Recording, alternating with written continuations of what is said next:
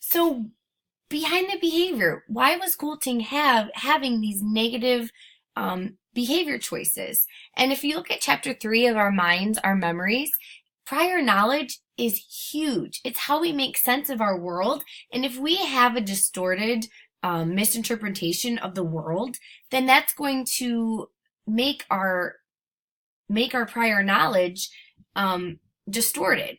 Like from an early age, Colton did not have any consistency in his life.